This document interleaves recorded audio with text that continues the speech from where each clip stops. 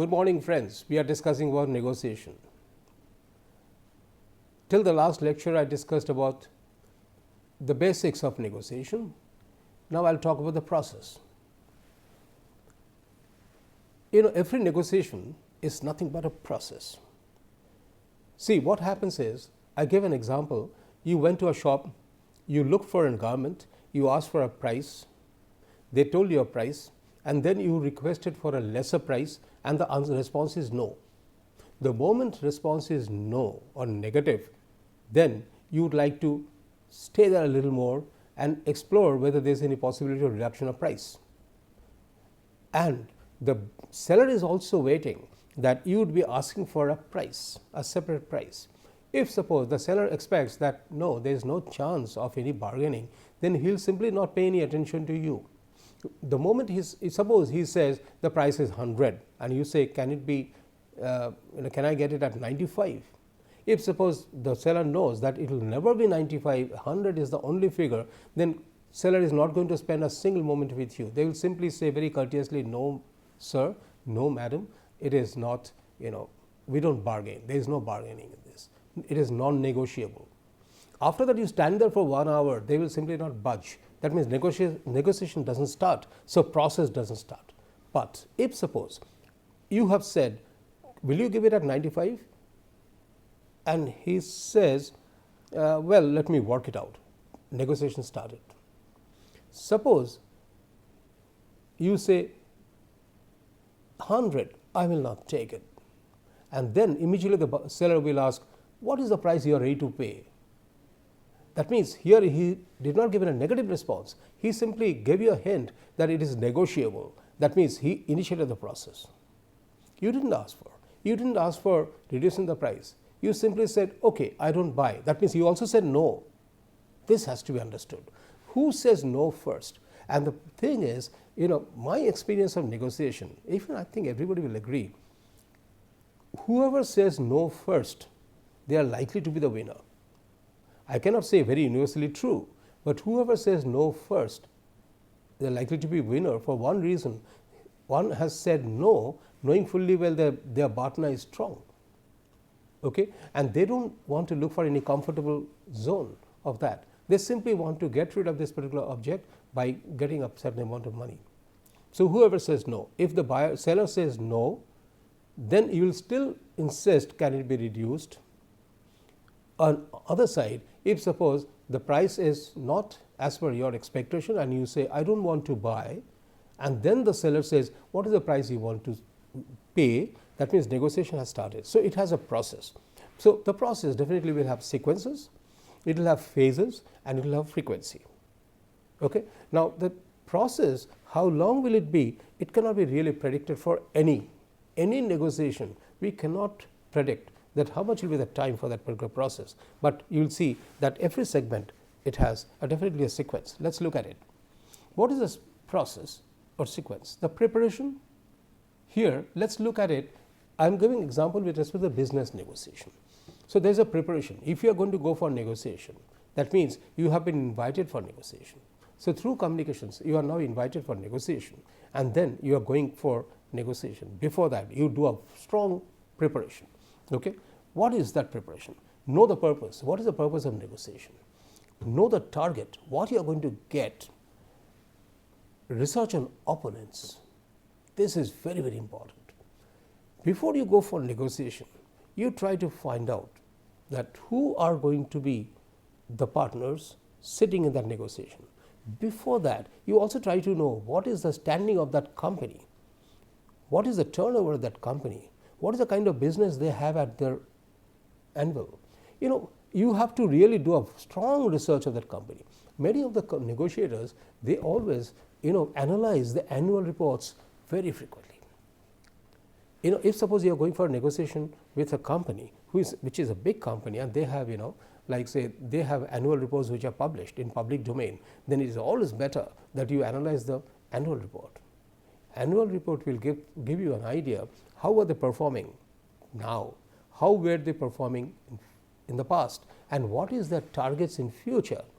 See, why you should do it, if you know that this group who is going to now appoint you and they might not have been doing very good in the past, but they have a very bright future, and here in the negotiation you are ready to give more concessions, because you want to be with them, and you know that once you win their heart, once you win their loyalty, or once you win their relationship, then there is quite likeliness later on you do not have to negotiate much, but you will be doing their projects or you will be associated as partners. So, the thing is, researching on opponents I consider as one of the very strong preparation before negotiation.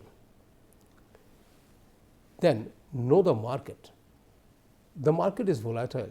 For the items that you are going to negotiate, say know the purpose of negotiation means, are you going for business? Are you going for collaboration? Are you going for a joint venture? Are you going for sub-consultancies? Are you going to buy? Are you going to sell? Whatever. Since you know the purpose, you must also know the market. Because if you know the market and then you find there are not much jobs available in the similar nature, and you have been requested for negotiation, and if you lose this, you do not have other options outside, so you are having weak partner. In such cases, you find that the consequences of this is going to be very, very bad. Okay? Set goals. For negotiation, you set your goals. So, basically this preparation is nothing but a rehearsal of a drama that you do at your office, that you have a brainstorming with your staffs, with your teams, with your colleagues, and with your chairman, with everybody who matters in this particular negotiation, and you set goals, what you are going to do, how you are going to play this negotiation. So, this preparation is required, and you set limits. You set limits in this manner. We are going to go up to this extent. Beyond that, we will go into the exit domain. Up to this extent, we are in the comfort zone, in the C zone, that you know, that you work it out. Okay? So, these items are very, very important for in the sequence. The first in the sequence is the preparation. Never, never, for God's sake, go for negotiation without any background preparation. Okay. Next, how to start the negotiation. Say you have landed up for negotiation, how do you start it? You start with a crisp beginning. I will tell you, do not beat around the bush. You know that there is a target, everybody has time which is valuable, and the time has been fixed 2 to 3 hours, and the 2 to 3 hours within which the negotiation has to begin and end, and with fruitful results to both the parties. Okay? So, you start with a crisp beginning. You never start with beating around the bush and lot of preface and such. You do not have to do it. Be straightforward that as per your terms of reference that you have given earlier, that these are your tasks. Based on that, we have worked out that these are our deliverables, and this is what is likely to be the kind of charges that we are expecting from you. Very straightforward, upfront you put it. So, start with a very crisp beginning and be focused all through. During negotiation, I have found quite often people do have crosstalks.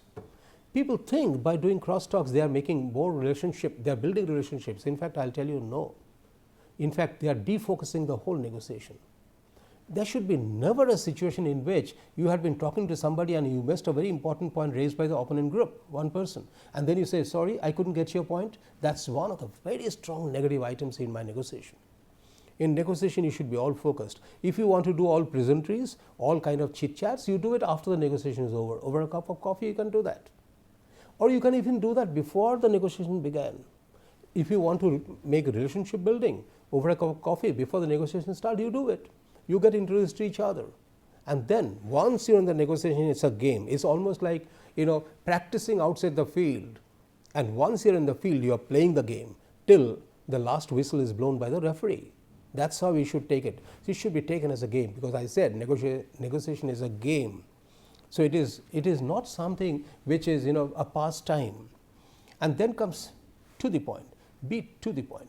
If you are to the point, then what happens is your points are very straightforwardly reaching the opponents, and opponents also get a clue that what you are saying, you are very well prepared. And in fact, the crisp beginning, the focused discussion, and the to the point, this gives a very clear idea to the opponent that how much background preparation you have done. And if they know that you have done the background preparation, they will also become very defensive. If they found that you are not very prepared, they will become offensive. So, the negotiation will take a different turn. Okay? And then it should be all encompassing. During the negotiation, you cannot say that, oh, we have not thought about this particular item, we should have thought about it, can we get back next? No, you cannot do that. It should be all encompassing. If suppose you are going for a negotiation, the background preparation that you are doing, in which all aspects you take care of, you discuss, you brainstorm, you decide your strategy, you decide who is going to speak what, and then ultimately you will go for negotiation. You remember that I said that there will be a controller, there will be a speaker, there will be a coordinator, there will be a stopper, there will be a blocker. That means everybody's role is well rehearsed before you go for the negotiation. You have no opportunity to swap the roles there. You cannot. So the preparation is the first and foremost important thing. And I'll tell you, good negotiators are good people. Intellectually, they're very, very strong. They have a very clear work plan. And when your negotiation is starting, it should start with a very smooth tone, smooth note. It's not like that I've come to grab the project from you and I'm going to grab the fees from you. No, it's like, I've come here to befriend you. I've come here as a friend to you, to help you. Tell me what you need. Tell me what is expected from me. Tell me how can I help you. Quite often in the negotiation, these statements are made. Tell me how can I help you. Tell me what's your requirement. Tell me what is at the back of your mind. These are the statements which are made during negotiations. Okay, and on the other side, the opponents who is giving a project, they may say, tell me what's your expectation. Tell me how much you can deliver. Tell me what's your limit. These are all statements which are made. Okay, now next is the strategy and tactics. This is now the game plan. Here you have worked out the strategy before, but strategy is also made during the play. In the strategy, let me give you these points. Be clear. Be clear in your strategy. There should not be a confusing strategy. That should I do this? Should I do this? Should I say this? Should I say don't say this? Or should I have raised this particular point? Or should I hold this point? No. In your strategy, you should be very clear. It is slightly different from a normal football or cricket game, in which the thing is a opponent player is playing with a ball and you are also now contending or contesting. At that point of time, at that context, whatever is the action is the action. In this, the strategy is like, if they say this, then we are going to say this. In fact, I'll tell you, the good negotiators, they almost write a script for the negotiation. They write it down. They write it down in such a manner which will apparently look like useless matter. No, it's the thing is, the negotiator, one negotiator, say from my side, is writing down the script in which he will put the words in the mouth of the opponents and write it here, and then also prepare the answers ready. So it's a script that is made, and that's why during negotiation 2-3 persons sitting together and preparing is always better. Okay, so during this particular strategy and tactics, be very clear what you want, be very clear what you are saying. When I'm saying be crisp, I'm saying that speak crisply. When I'm saying be clear, be mentally clear what you are trying to say. Second point is one of the most important points. Listen attentively. During negotiation, you must first give an opportunity to the opponents to speak. My suggestion is, never open up your mouth and start blabbering. No. Give your opponent to speak, because you have gone to negotiate for a project which would be benefiting you. So first give him an opportunity. It's something like, it is said, thank you for this invitation for negotiation. So here I would like to first know what is at the back of your mind, what you want from us, how could we help you, and then please tell us what is your expectations. So the opponent now gets smooth reactions or responses from the party, and then they say, in fact, we have this kind of project in which we are thinking, we are dreaming of this, and we are thinking of investing this here, we are thinking of developing this. Basically now opponent is saying, at that point of time, very quietly listen, don't interject. My suggestion, friend, is don't interject. Don't take the sentences for granted. It's something like, if the opponent is saying something and you know that what's going to be the end of the sentence, then you say, okay, I understand what you want. You want these things. It's absolutely ridiculous approach. Don't do it. Listen to him very attentively, very carefully, what they have to say. And when they are being given a chance to say, in your team there is one person who is very quietly sitting and listening. He may not be speaking anything, but he is a person who is listening to everything. I would say entire team members should listen at a time. all the team members, they should be paying full attention to the person who are speaking. If suppose it happens, I'll tell you, I have experienced this several times. If suppose there is a multiple person opponents sitting together and then one person is speaking, at that point of time two other persons are also speaking, but not to us, amongst themselves, then always put your one of the player to listen to what they are saying. It helps, because quite often something which they are sharing which is not a part of this particular speech is also an input to our strategy. So, your team, if suppose there are 6 or 7 sitting in front of you and you are 2 or 3 sitting on this side, and person who is speaking, pay full attention to him, do not have to get distracted by the other speaking, but one of your team member is already trained to listen to what they are saying, and then this team member will give you an input that those persons, they were talking about this particular item which this person did not say. So, basically what happens in the whole process, everybody is listening.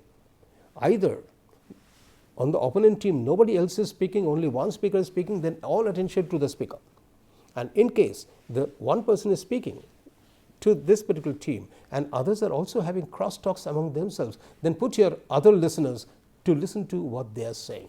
It is almost like overhearing, almost like eavesdropping. Try to hear what they are saying, because many of the clues will come from there. But however, listening is one of the bliss, and most often people are not ready to listen to others, they are more eager to speak.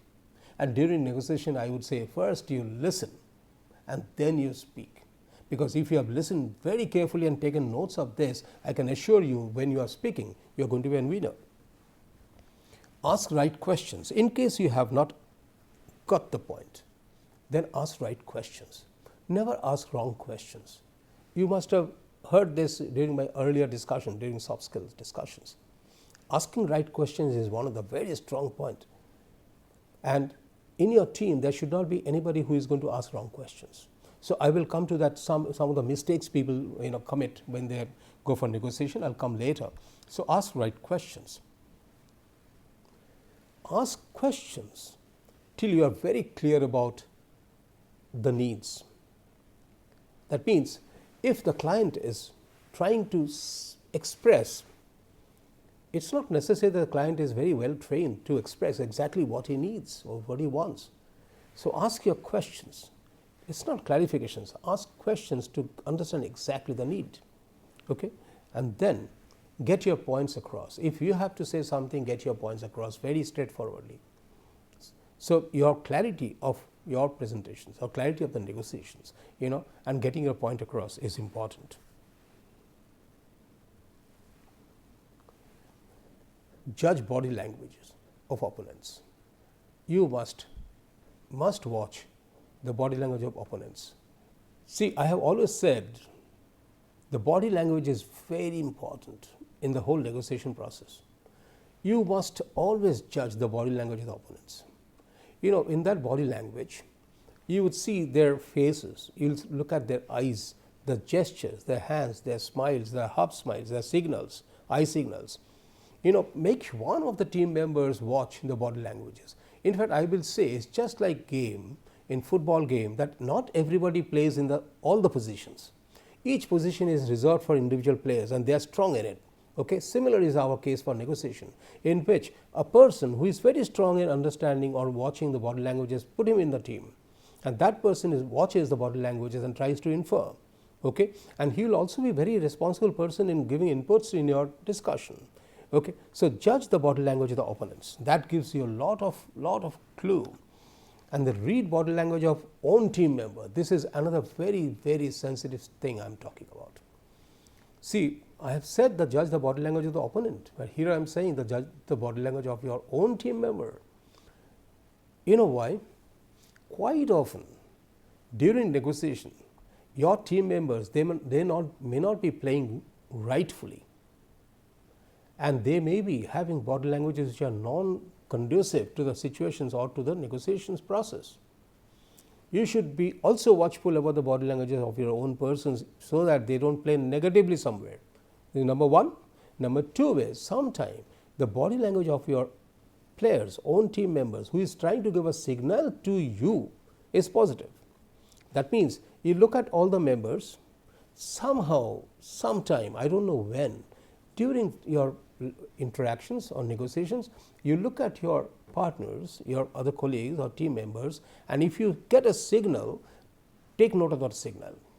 So, two things. One is the positive body language of your team members, and another is the negative body language of the team members. It is like, say, positive is the signals trying to hint at you something, but without saying a word. Even by showing hands, even by raising fingers, even by through eye movements, even by smile, even by sharing or listening to you, these are very, very positive. But the thing is, at the same time, you might find one of the member who is not really playing. He is there, he is supposed to be there, he has a role to play, and he is simply not playing the way he is expected. That's also to be noted.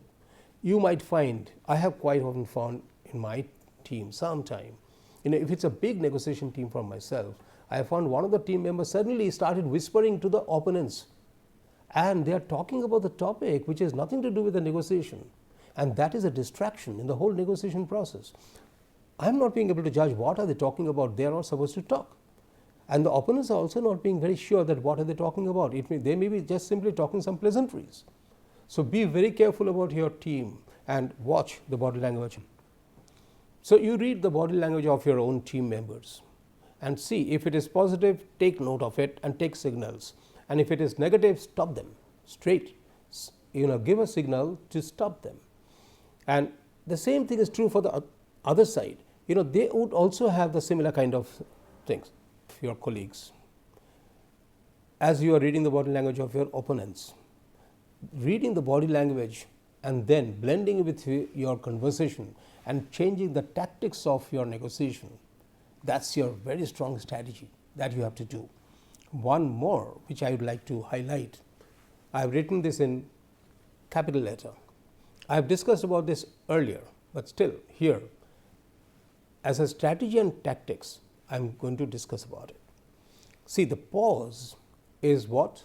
Suddenly you stop, you give a break, don't continue. This pause does not mean that you stop your negotiation and then start another day. This pause is a temporary stopping of your conversations. What happens is, when the negotiation is not resulting into some kind of agreements, you are putting one point, you are getting another point, you are contesting that point, again you are getting another point. So it is going on and going on. At this point, it is always better that if you give a pause. It's a good tactics or good strategy to give a pause. Means you suddenly stop. You stop, then you will find the whole situation, all the heat that had been generating in the cross discussions, suddenly it will melt and it will become a very smooth, even ground. Again you start. This pause should not be given with a kind of, I would say in a derogatory manner. Suddenly you will not shut up. Suddenly you will not shut. It is something like the discussion is going on, suddenly you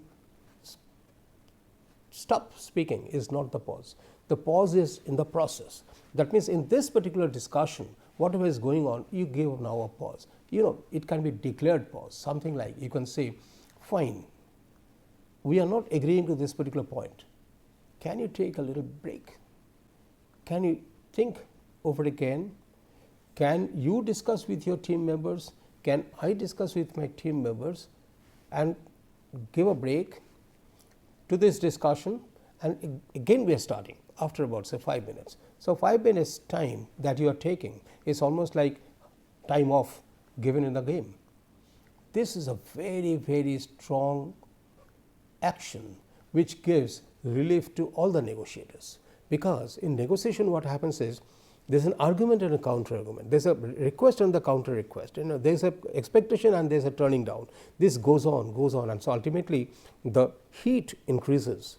When the heat is increasing, at that point of time people are likely to lose their emotional control, and when they are going to lose their emotional control, it's almost like one is thinking that I am losing, the other party is also thinking I am losing. So everybody starts thinking in the line of as if they are losing. So it becomes a negative vibes or negative environment. At that point of time, If any action is taken, then definitely you are going to result into a poor consequences.